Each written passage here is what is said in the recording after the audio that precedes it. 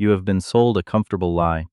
We were told that a modern, service-driven economy is naturally self-correcting, and that wealth accumulation guarantees a baseline of societal resilience. But the data tells a very different story. Step away from the macroeconomic abstractions and look at the physical landscape of the United Kingdom today. Walk through the financial districts of London, the commercial hubs of Manchester, or the business parks of Birmingham. You notice things that shouldn't be there. You see quiet lobbies where the air feels heavy, empty desks left abandoned under fluorescent lights, and handwritten signs on office doors indicating temporary closures due to staffing shortages. These are not the signs of a temporary economic downturn. They are the visible symptoms of a quiet systemic collapse.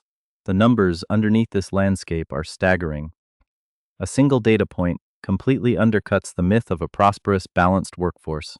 91% of adults in the United Kingdom are currently operating within a spectrum of high to extreme chronic stress. This is no longer an individual problem, nor is it a casual complaint voiced at a local pub after a long shift. When 9 out of 10 individuals across an entire nation are mentally and physically overwhelmed, the phenomenon ceases to be a personal failure of resilience. It becomes a structural pandemic. What we are witnessing is the total breakdown of the core resource that keeps any superpower functioning. It's people. This isn't the standard exhaustion that follows a productive day of work. It is a permanent state of being drained and empty. Over the past 2 years, the proportion of office workers suffering from clinical burnout symptoms, such as severe cognitive disconnection, memory fog, and profound work alienation, has surged from 51% to a staggering 63%. The modern corporate environment has effectively been transformed into a pressure cooker, compressing the human element to the point of catastrophic failure. The consequences are already bleeding into the institutional fabric of the country. 1 in 5 employees has been forced to take formal sick leave purely due to shattered mental health. Trade unions, historically established to negotiate wages and contract hours, are now finding their traditional playbooks useless. Today, 79% of union representatives state that psychological stress has surpassed heavy machinery, hazardous materials, and physical accidents to become the single greatest occupational safety hazard in the country. The workforce is transforming into an army of soulless machines, moving through the motions of labor while completely detached from the value they supposedly create. Why has the workplace become a mechanism of human erosion? The answer lies in a calculated corporate strategy masked as operational efficiency. When economic pressures mount, businesses systematically freeze recruitment or eliminate entire departments. Yet the corporate targets remain entirely unchanged, or in many cases increase. The remaining employees are forced to absorb the labor of 2 or 3 departed colleagues. This isn't personnel optimization. It is the deliberate structural extraction of human energy. This reality is amplified by an always online corporate culture that has effectively destroyed the boundary between private life and labor. Individuals are permanently tethered to their desks via digital channels, erasing the basic biological capacity to recover after working hours. Within these environments, 60% of the workforce faces punishing, unrealistic deadlines, and 40% are forced to operate at a relentless operational pace that would break a professional athlete. Meanwhile, the luxury of professional autonomy, the basic sense of control that makes labor meaningful, is restricted to just 33% of the most fortunate employees. The rest are treated as unlubricated cogs in a grinding machine. When these workers inevitably collapse under the weight of the system, the institutional support structure is non-existent. Corporate statistics show that 27% of exhausted employees receive absolutely no assistance or acknowledgement from their superiors, while a mere 17% are granted access to any form of structured mental health recovery plan. Unpaid overtime has shifted from an occasional necessity to an unwritten requirement for basic job security. Those who choose not to comply are quietly marked as outsiders, leaving mutual trauma among colleagues as the only remaining source of workplace cohesion. This leaves us with a fundamental contradiction. British enterprises justify this brutal optimization in the name of corporate survival and global competitiveness. Yet, despite pushing the human element to its absolute physical limits, the overall labor productivity of the United Kingdom continues to lag significantly behind nations like France or Germany. The strategy is actively backfiring, generating massive systemic friction without producing the promised economic returns. Under normal economic conditions, a worker trapped in such a destructive environment would simply look for the exit. They would update their qualifications, seek alternative employment, or transition into a different sector. But today, millions of British citizens are choosing to grit their teeth and endure conditions that are demonstrably ruining their health. They are held in place by an invisible, incredibly durable mechanism designed to prevent movement entirely. And this structural cage is only the beginning of what the data reveals. The invisible cage holding these millions of workers in place is a structural mechanism known as the job lock trap. The economic machine that once produced upward mobility and middle-class stability has quietly shifted its primary output. It is now producing a state of permanent financial captivity. This captivity is built on a foundational divergence between survival costs and absolute compensation. Over recent years, as inflation systematically eroded the purchasing power of the pound, the real wages of British workers experienced a near-total freeze, registering a pitiful growth rate of between 0.1% and 0.3%. When the reward for labor fails to match the cost of existence, wealth accumulation becomes impossible. For the average individual, this means that a standard month of full-time work no longer guarantees basic financial solvency. The immediate consequence of this wage stagnation is a massive, systemic reliance on high-interest debt instruments.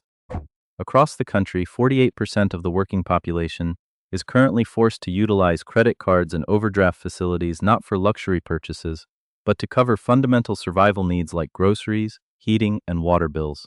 For these individuals, a single unexpected car repair or a broken appliance is no longer an inconvenience.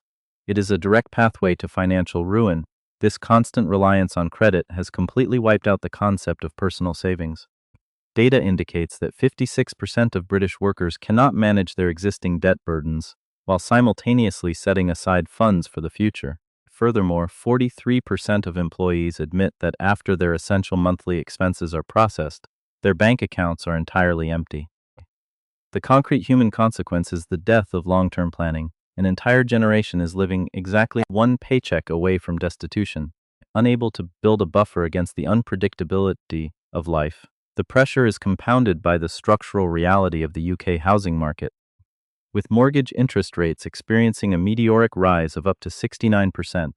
The concept of homeownership has transformed from a foundational wealth-building milestone into a heavy financial anchor. The physical property that was supposed to represent security has become a primary source of acute anxiety to prevent the immediate threat of foreclosure and bankruptcy. 35% of employees admit that they must actively force themselves to remain in toxic, physically exhausting positions. They cannot risk the briefest gap in employment that a career change would require.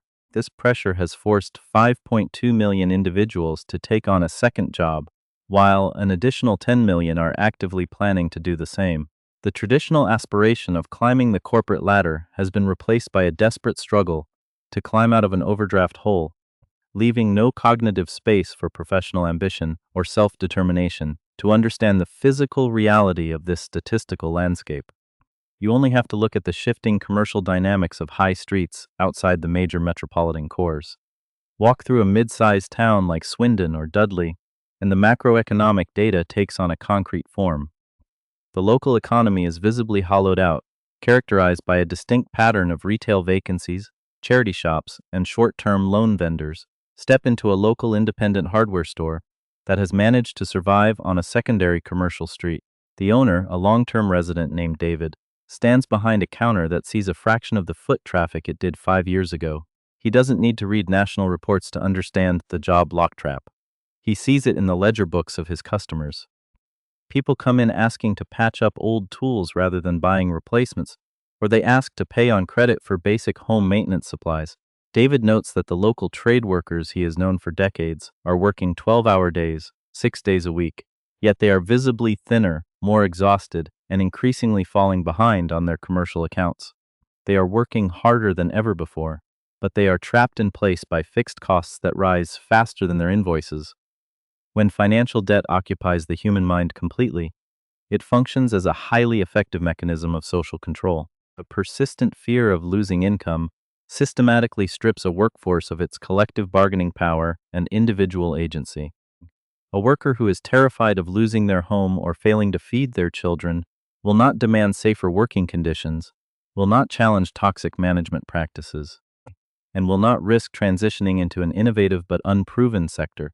This silent compliance is precisely what allows an extractive corporate culture to persist. The job lock trap ensures a steady supply of compliant, desperate labor that will tolerate systemic erosion, because the alternative is immediate economic exile.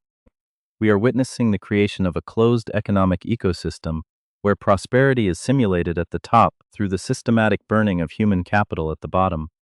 But this domestic trap does not exist in an economic vacuum. If these workers were to break through the financial chains of debt and housing costs to seek external opportunities, they would immediately confront an entirely separate layer of structural resistance. The broader labor market, which was once an open arena for career development and upward transition, has quietly entered a phase of aggressive, structural contraction. This decline is not a random anomaly or a temporary phase of the business cycle. It follows a precise clinical pattern of institutional defense that has been observed in failing economies throughout history. This structural contraction is unfolding in plain sight, yet it remains aggressively denied by official narratives.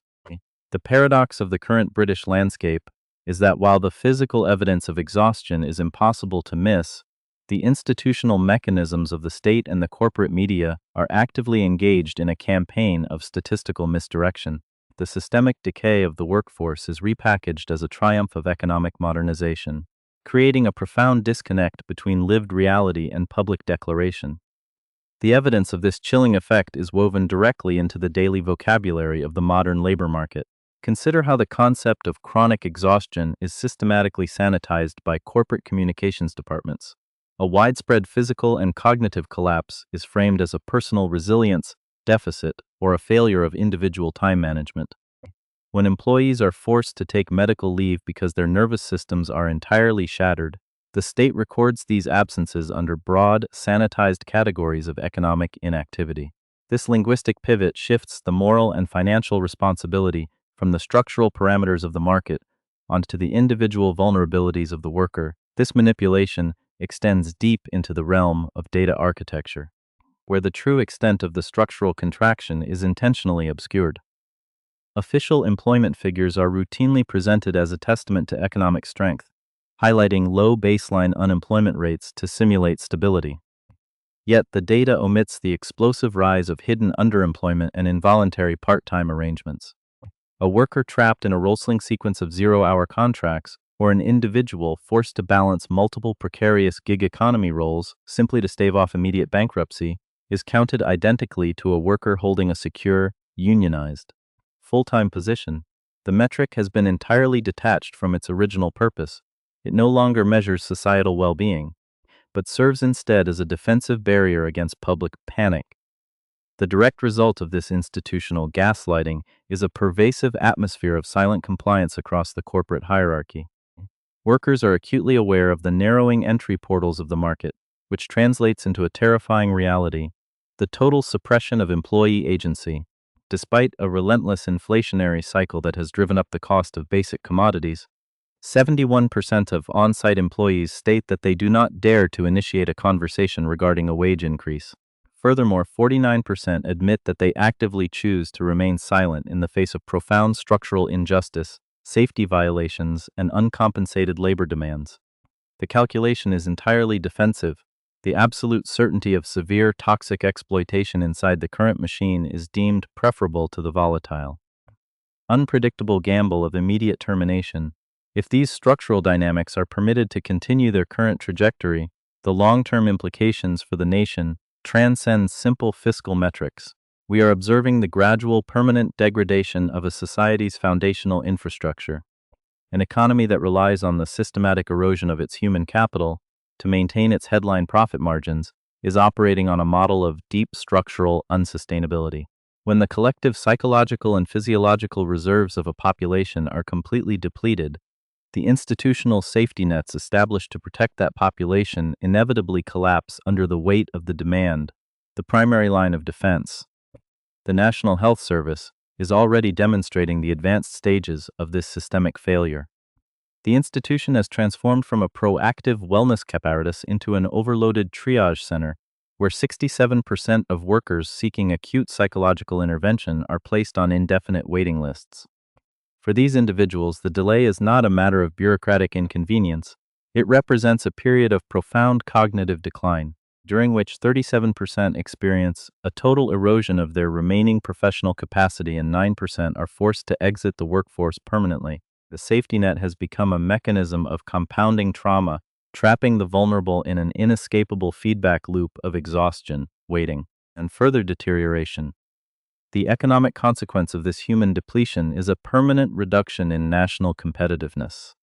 The widespread phenomenon of presenteeism, where physically and mentally compromised individuals occupy workspace but lack the cognitive capacity to generate actual value, creates an unseen drain on corporate productivity that is 2 to 3 times more costly than direct absenteeism.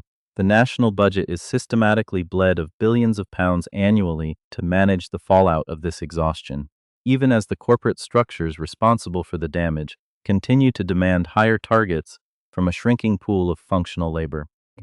The United Kingdom is effectively consuming its own future to power the immediate requirements of a broken economic architecture.